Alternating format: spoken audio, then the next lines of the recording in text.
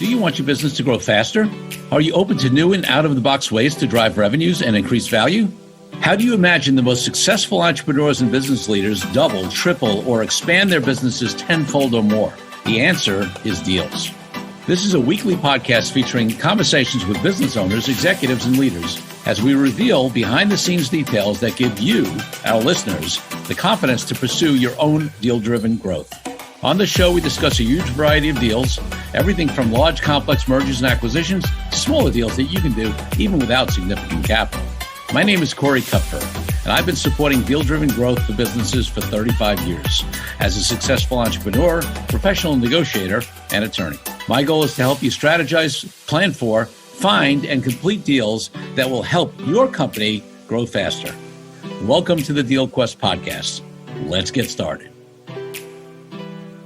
Maximilian Rast is the co-founder of CLAR, a single-source truth for e-commerce brands. Focused on SME e-commerce companies, CLAR combines their data to help them track performance, scale growth, and increase profitability. Previously, Max was CMO at Y Foods, a 100 million plus euro revenue DTC brand, Autonova, a digital private health insurance company with over 100 million euro raised, and Jumia South Africa, which was listed on the New York Stock Exchange.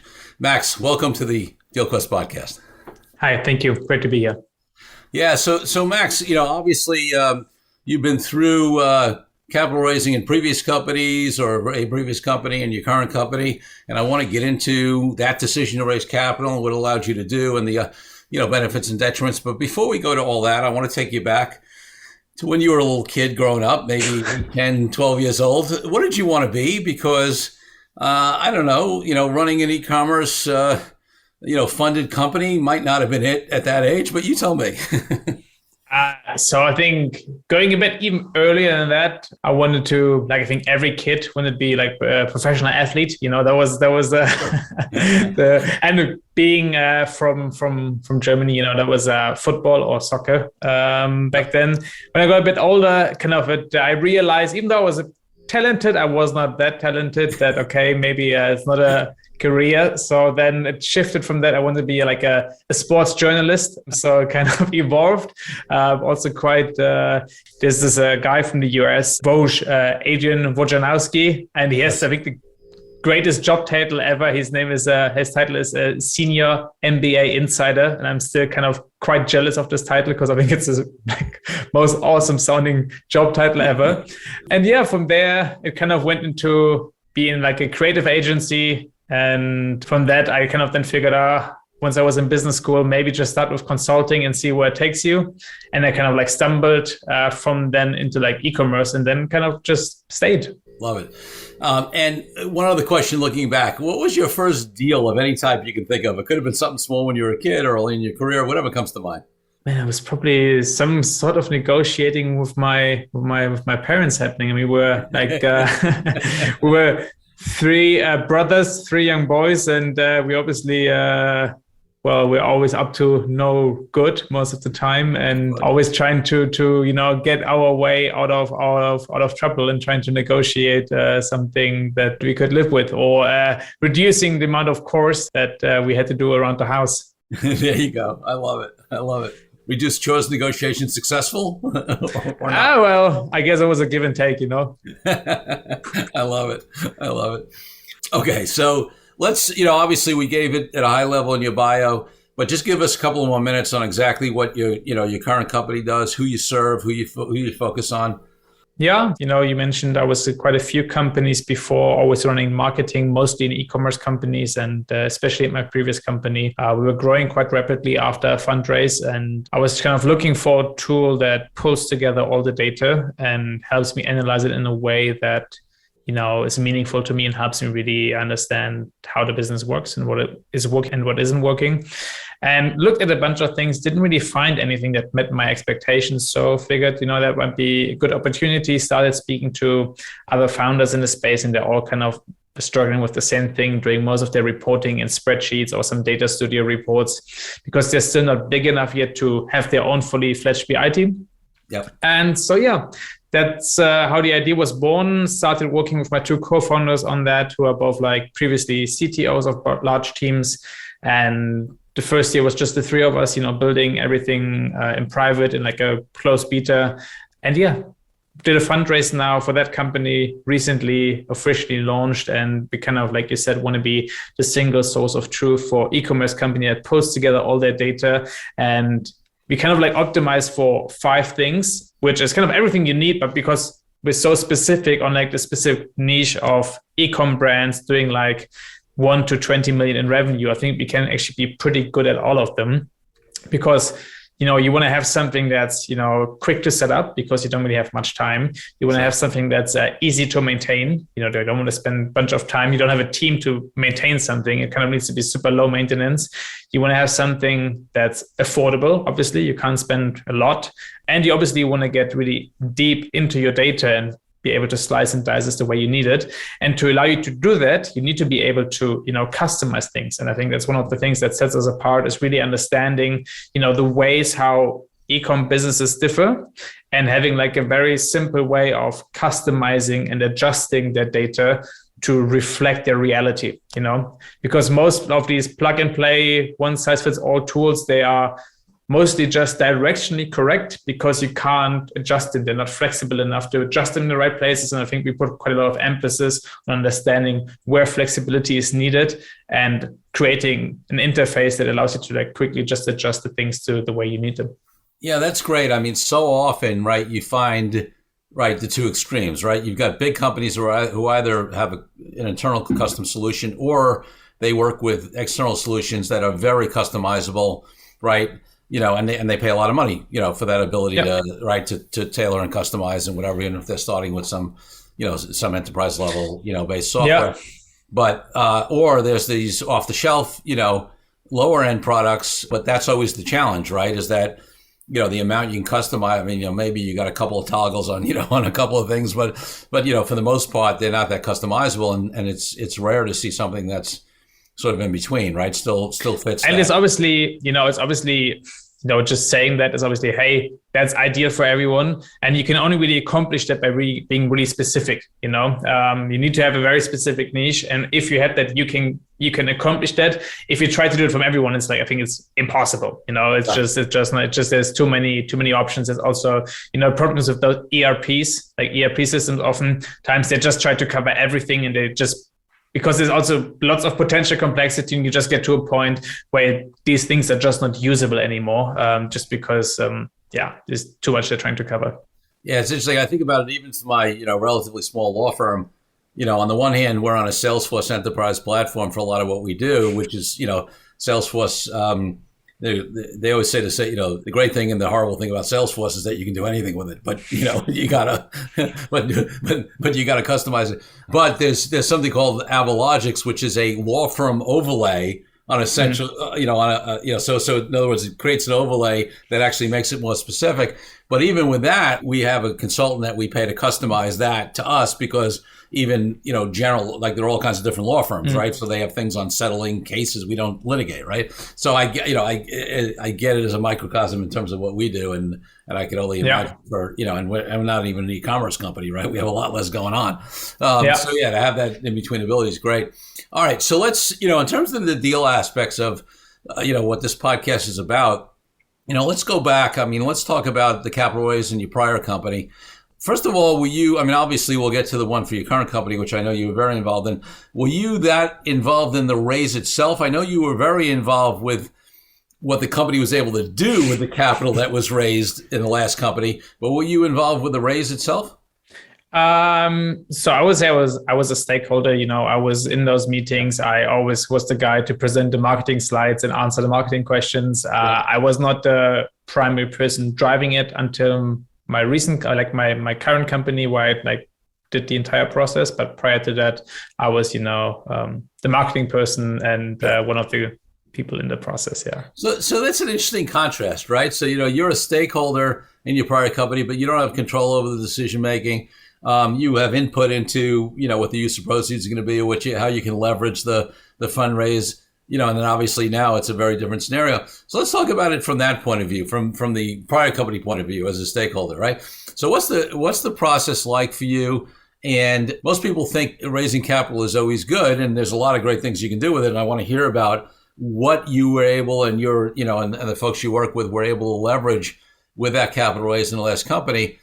But also I know, from experience working with clients and people I've found as guests, wherever, there's sometimes some negatives, especially in sort of your position, right? It creates some expectations and of growth, and the private equity or VC money is looking for returns. And so, why don't you, I'm just setting a stage, let's talk about the positive side. Let's talk about what it enabled your prior company to do, that you wouldn't have been able to do in terms of, having the level of funding first. Yeah, I mean, so the one company, Autonova, the private health insurance company, we literally could have not built that company without funding, because obviously it's an extremely regulated market. There has not been a new entry in that market for 40 years prior to that company, because the barriers of entry are so high.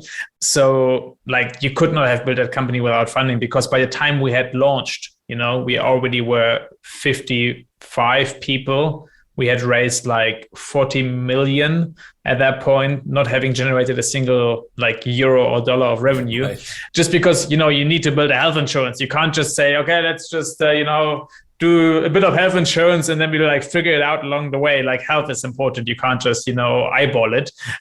So that was important. And also, obviously, there were requirements by the regulator, in terms of how much capital you needed to have. So that company, like I said, would have been virtually impossible to build without. And then the company where I was before, Y Food, which is a drinkable meal, essentially, like a drink that contains all the nutrients, micronutrients that your body needs. And that company was already working extremely well when I got there, but then we kind of really accelerated after the launch. And that's essentially what it allowed us to do. The company was working well. It was profitable-ish, 1 month, yes, 1 month, maybe no.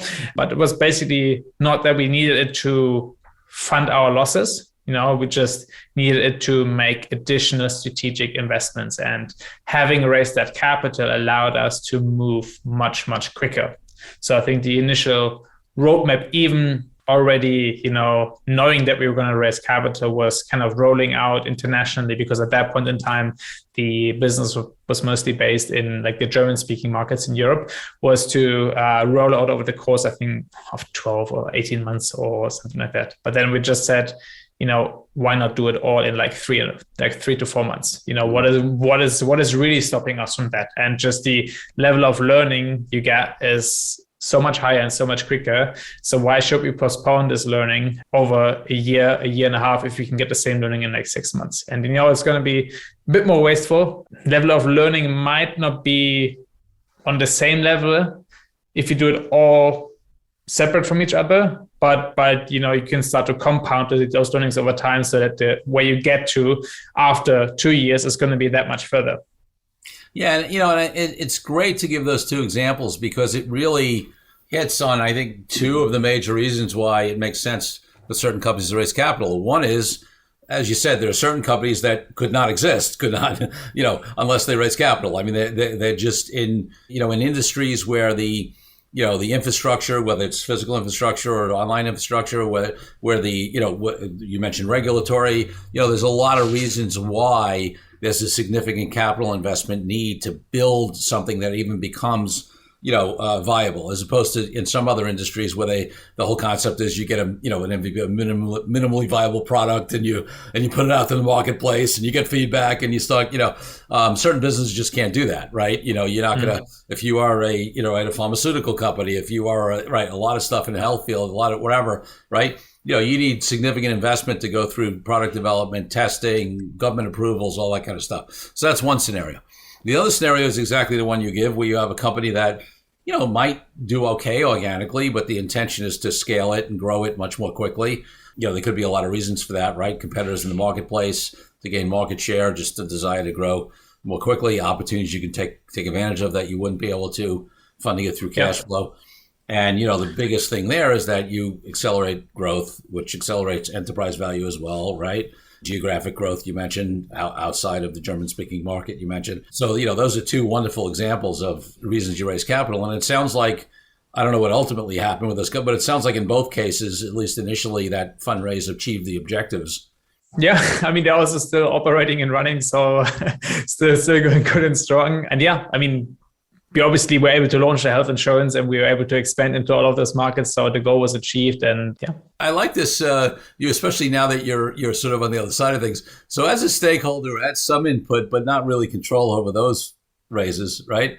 Talk to me a little bit about what are the negatives. Obviously, I know when money comes in, it changes companies. There's pressure to grow, to speed to market, move more quickly, develop things, have the marketing right. So talk to me as like somebody personally involved in that situation. Did that create additional pressures? What was the experience of that? Of course it does, 100%. I mean, everybody who says it doesn't is just plainly lying, I think. I mean, unless your company is just everything is happening kind of like automatically almost, and you're just like at the right place at the right time with the right product, with the right everything, and just things work. But that's like a 1 in a million. There's almost no company ever, almost. Exactly. So like maybe there are a few rare exceptions where, it just works, but in most cases it's just a struggle. And with the second company, YFood, it was still a lot of work we did, but overall the product, the pricing, the market, it was right. It worked really well. Whereas, so we just like kind of just really pushing it, trying to like maximize really this opportunity that we have. And that was a lot of work, but we were never really in a point of time where we had that much external pressure even after the race, because just it worked, Right. And they were just like encouraging us to almost push harder. And then the health insurance business, it was a really tough start, because especially for health insurance. So the German market is like a dual system. You have like public and private, and everybody needs to have insurance, but only a few people actually can get private insurance. So it's a very complicated market, especially for the private health insurance. There's very much a mixed understanding, like a not really good understanding of how it works and what it is. Plus then for insurance, trust is really important, and you don't really trust like a young company, because it's also not so easy to switch between insurers later. And I always say, like, we are not like 100 years old like other insurance companies, and it's also a fact we can't change in the next 100 years. So that was a real struggle to really understand, okay, what do we have to do in the first months to really win customers over and convince customers to join us. And that was together with the fact that we had raised so much money before launch, it was a tremendous pressure on the whole organization. I think especially, my team to bring in customers. And we really only, it took us quite a bit of time. The first kind of breakthrough actually came through also an additional product offering where we targeted specifically the expat market in Germany with. So people coming in as expats, because, well, one, they don't have all these wrong impressions of private health insurance. Plus then also the downsides of private health insurance don't really affect them so much, because they're planning on leaving in a few years anyway. And that was a good first market for us to get into, and gave us a bit of breathing room to kind of like, build the rest of the business, solidly. And in both cases, was there, post raising money, was there some clear expectations that were, like targets and things like that were tied into, to the capital raise and, the expectation, and whether expressed as expectations of the money? I mean, yeah. I mean, you always have a business plan that you can put forward, and depending on the maturity of the company, there's more or less expectations of hitting that business plan. I think, if you're very much early, like we were with the health insurance business, or also now with my own company, it's just basically understanding kind of like the model and like what kind of rough alignment of expectations of where this company ought to be going. But then if you're at the later stage, the focus you put forward is very much targets you should be reaching. So yeah, really depends. There always are targets, but at the beginning it's more or less like a rough direction. And if you raise later, it's going to like very much clear targets that you have to reach. And then also you get new targets approved annually by your investors. And then those kind of count, Let's take a break from the show for a minute so I can invite you to a new way to determine your deal readiness. I created a fast and easy assessment that will determine exactly how deal ready you are. Once you complete the assessment, I use your responses to identify the obstacles that are holding you back from being a deal-driven growth genius. It's as easy as heading to corykupfer.com/assessment. That's corykupfer.com/assessment, and filling out a few multiple choice questions. I'll be checking in after the episode to see what your results are. Now back to the show. All right, so let's move to your current company. So we talked about, based upon the examples of the prior couple of companies, a couple of the main reasons why companies raise money. One is this sort of pre-launch, necessity to on the kind of company that could never launch unless it built, had funding to build what it was building originally. And the other is to, is a situation where the company is operating, but now, is a growth accelerant. What's the reason why you raise capital, and are you planning on raising more? Well, let's start with what's the reason why you raise capital in your current company? What's the motivation behind that? Because we see it worked, we saw there was interest, there was clear market demand for what we were building. And we could have bootstrapped, ourselves, but it's only, we essentially just saw an opportunity. There was a need in the market, and we kind of just figured it would be a shame to not move quickly enough and someone else comes in and, takes that market. And that was kind of like the main motivation. There was a market need that we could exploit. And in order to, increase our chances of exploiting that opportunity, we said the best way to get there is, get more people on the team, be unprofitable for a while. That's why we did it. Yeah. No, it makes sense. We talked about that second reason the prior company, speed to market or increase acceleration, and speed were part of it. In this case, it's a specific aspect of that of speed to market, right? So that, you get out there before the competitors. So it totally makes sense.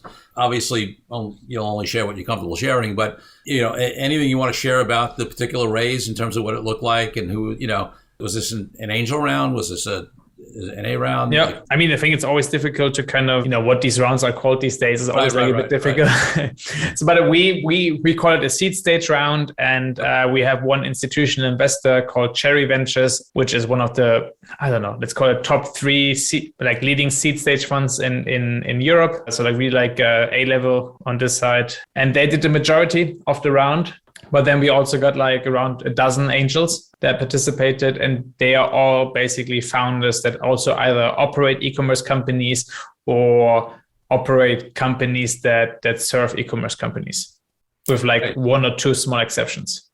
So there's some strategic value there, and at least in terms of we basically just pick our angels based on, is this someone who I can see myself giving a call every week or every other month in the future to help me grow the business, because it wasn't about the money. It was, we could have just asked the VC to give us more, or could have just asked anyone else to give us money, because me and my co-founders, we do have quite a bit of experience and a pretty good track record. So raising money from anyone wasn't really the concern. The question is, can you get the money from the right people? Yeah, that's strategic, and it's great to be in that position where you've got that ability to, to bring in people strategically. So you just said something that's, really interesting and not surprising, where, you and your co-founders have a track history, right? You've been at other funded companies, you've made things happen. Other people I've talked to, and, we always talk about this in the industry, people who have no real involvement, who are not sophisticated in this area, whatever, always think it's all about the idea, right? That's the biggest thing, right? Yeah. And the idea of the product, the service, or whatever, I'm not saying it doesn't matter, it certainly does. But I think they generally underestimate the founders and their management team, in the analysis of funders, right? So in your case, just talk about your investors and how much they're looking at the management team versus, this great idea that you have, right? I actually thought about this a bit. So I would say it's probably 60% team. It's 30% market, 10% idea or product. There we go. Right. Yeah. So they kind of really try to understand, who are you? What is your track record? What are you trying to build? Just in general, then how big is that market really? Obviously they need to have massive returns, because like 9 out of 10 investments fail. So the one that hits needs to hit hard. So how big is that potential market going to be? And then really, for us, we're super early. We did have a product, which is unlikely at a level, unusual in that early stage already to be so far with the product like we were. But they also looked at the product and they asked some customers about the product and how do you like it? And that was kind of just a final last checked almost to see how things are. Yeah, it's fascinating. I love that 60% management, 30% market, and 10% product. And that's only 10% product, even though you actually had, some companies don't even have the level of product you had and the customer input you had. And I definitely see that. Listen, we have listeners of this podcast that are, everything from sophisticated deal folks to folks who are just, learning about deals.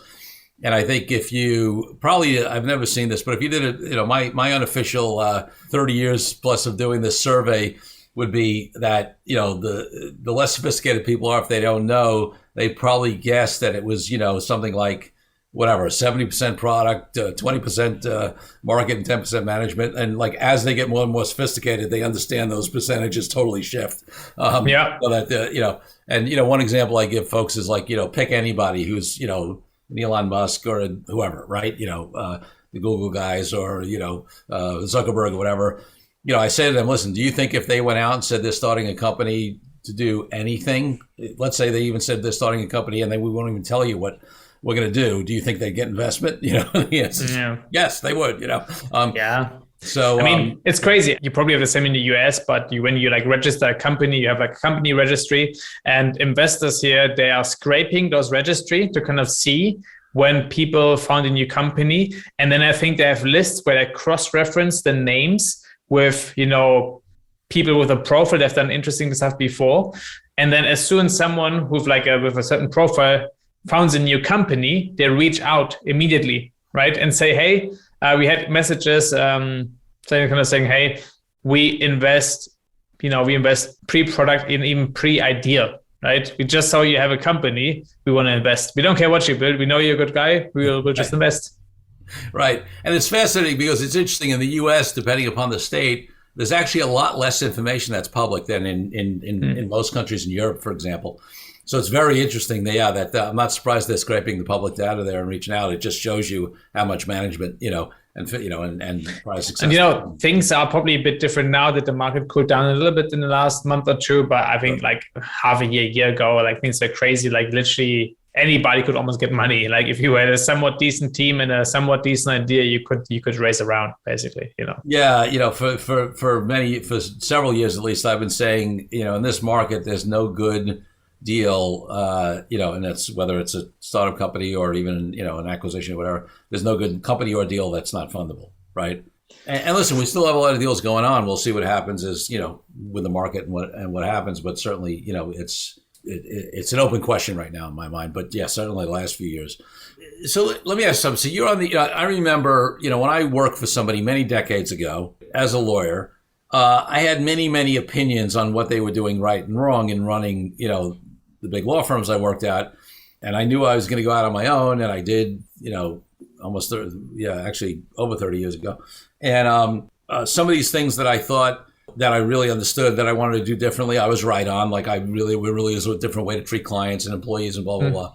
And then there were some things when I got to the other side that I sort of realized why, I was like, oh, okay. Now I understand why they did it that way. And maybe, they were right, or maybe at least I have a deeper appreciation for why they made the decisions.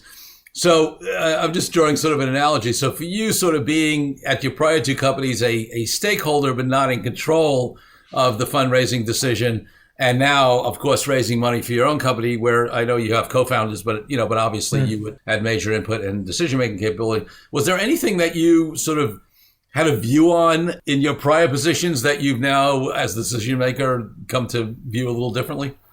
I think actually the guys who I've worked with in the past probably would have done quite similar to what we done now. I think, what is a bit maybe counterintuitive to maybe some is not really optimizing for the highest value or the highest valuation, especially early stage. It's quite short-sighted. I think like the investors look at people, you also should look at the people, because you are going to be spending a lot of time with these guys. You're going to be in calls with them every month at least to talk about the business. And like I say, money is cool, but also money is money. It's it doesn't really, it's the same kind of if it comes from this person or that person, doesn't really make a difference. But the value that that person can provide on top of the money, especially early stage, is, I would say as important, but as an important factor that should not be underestimated. And that's why we also went for this like mix of having like a really strong seed VC to bring in. That's also like a signaling for potential later investors, and then also getting in expertise from our collection of angels. Yeah, so maybe a little deeper appreciation for who you raise money from, and that's great. And listen, this for the listeners, this thing about having that prior experience and that reputation and confidence in the management, and then you did what most companies that are really successful raising money is, right? You get a lead investor who's a significant player, right? Get them on board, somebody that you think you can work with, but that has some status. And that usually, once you do that, that makes it a lot easier to raise capital from others. And in your case, it sounds like you had your choice from where else you're going to raise that money, and you didn't even need to raise it because you could have gotten it all. So that's a great position to be in, because then you can make strategic decisions amongst the people who are interested in funding. Yeah, and it's always it's easy to say now, being in that position, saying it's all nice and well. I also know other people who had a much early in their career and maybe didn't had like the current hot topic of the minute they were building, and they had a much tougher time building or raising capital. And I guess that's just I'm still the youngest in our co-founding team, but all of us, we have like 12 to 20 years experience in like the venture funded space, and it's obviously like something you build yourself up over time. We had to pay our dues in different ways earlier, and now you maybe if you're early in your career, you have to, and you're already raising capital now, which is amazing. Like I didn't have that confidence in myself like 5 years ago, 10 years ago, to start my own company and go out there. Like I could not have done that because I didn't have that confidence. If you have that confidence, it's great. But you have to struggle in that way maybe now a little bit. And I had to struggle in other ways early in my career. So it's just, a comfortable position to be in now. We worked all really hard to get there, especially now working with many e-commerce brands who are often started by young entrepreneurs. I'm always amazed when I just speak to guys who are like 22, 23, 25, who are doing like multiple millions in revenues per year, and just saw an opportunity, went from it at a very young age. And I think that's amazing. And I always just say like, I didn't have the guts to do that when I was your age. Yeah, no, it's definitely impressive. So, you call this a seed round, which would imply that there are plans to raise additional capital going forward. Is that are you assuming that you're gonna need to do that, or is that part of the funding plan going forward? Let's say it's on the table. Also the normal trajectory now would be to keep on raising, but I think especially in the market times right now, you don't want to be. We didn't already want to be in a position initially when the market was good that we had to raise, and especially now you still want to be more flexible. You don't just want to take a bad deal because you need money. I think that's like a bad position to be in. Like we want to be flexible. And like I said before, if we see areas we want to invest in because we think they will pay off long-term and we'll need more capital to do so, then we'll raise. But we want to be flexible and wait for the right partner at the right time at an overall deal that we think is a good deal for us, short and long term. Sure, yeah, it totally makes sense. And if you're fortunate enough to be in a position not to have to raise, then you have those luxuries, which are great. Okay, so before I ask you my final two questions, is there anything else in terms of this journey of raising capital, or on the deal side that comes to mind that would be, a good lesson or thing to watch out for, and if not, we can go to the last two questions, but, any last thought that might be useful for the listeners? So I think something we talked about before our raise now for this company is that, yes, we talked about business plans and them early stage not being, like hard targets you set, but they're like directionally set expectations of where you want to go. And what I think is important, you obviously can try to optimize for valuation and like put on a crazy business plan that is just not even unrealistic, it's just impossible, that will probably give you a higher valuation and maybe a bit more money you can play with. But at the same time, you will basically have much more pressure and expectations from day one, which in turn will force you or push you to optimize more for the short term than for the mid or for the long term, which for the long-term performance as well as the long-term valuation of the company is in probably 95 out of 100 cases the worst option, right? There obviously are these models that have the right point in time and they just fly and just make sense to push early on and have some real targets that will come together. But in most cases, I think being in a position where you can actually, 70% of your energy can go into the mid or long term and like 30% the short term is for a long-term valuation also the better option than being like 80% focused on the short term from the very beginning. Yeah, no, it's a great point. And listen, it really is an art between, on the one hand, you got to show projections that are exciting enough for somebody to show the returns for an investor that they'd be interested in, because if you're going to show 15% growth, annual growth a year, which for an organic, non-funded company might be very nice, they're not going to get excited. And on the other hand, not to overpromise because of the pressure. And listen, from a legal point of view, sometimes they put certain provisions in there that trigger certain rights they have, if you don't hit certain targets. So so it's always interesting, on how you present that. Yeah. Last word of advice: get good legal counsel. It's part of the game, people. All right. So before I ask my second last question is, how can people find out more about your company? Where should they go to look? Yeah. So obviously our website is a great place to start. It's getklar.com. GETKLAR.com. And then also I'm quite active on LinkedIn, Maximilian Rast. Regularly post stuff there about ecom and stuff I see from all the data that we're gathering from our customers, obviously fully anonymized. But those are the best places. Excellent. And folks, as I always say, if you're driving or whatever, don't worry about it. It'll be in the show notes. So you can check it out there. Max, so my final question on the podcast is always about my highest ideal in life, which is freedom. And for me, that means everything from freedom from all people in the world, from oppression to why I haven't had a boss in decades and I'm an entrepreneur. So what does freedom mean to you, and how does it impact your life and business? I think it's about, really much going to bed at night and being okay with yourself and like how things are, the decision that you're making, I'm not sure what the English translation for the meaning is, but you're kind of like at peace with yourself, in a way. You like what you're doing, you are okay with decisions that you make, you like the people you have around you, and obviously sometimes you do have the things you don't like so much, and that's okay, that's part of life. But if it's an ongoing situation, then it's maybe something you want to change. Love it. Max, thank you so much for being a great guest on the DealQuest podcast. Thank you so much. Thank you for joining me on this episode of DealQuest, where we help you understand how deal-driven growth can be your ticket to freedom. I want to invite you to a unique way to tap into the wisdom and experience of the DealQuest community. Join the DealQuest Deal Den Zoom calls, a free monthly 90-minute mastermind. In the mastermind, we address all the challenges you may be facing and help support you with the opportunities that may arise in terms of deal-driven growth.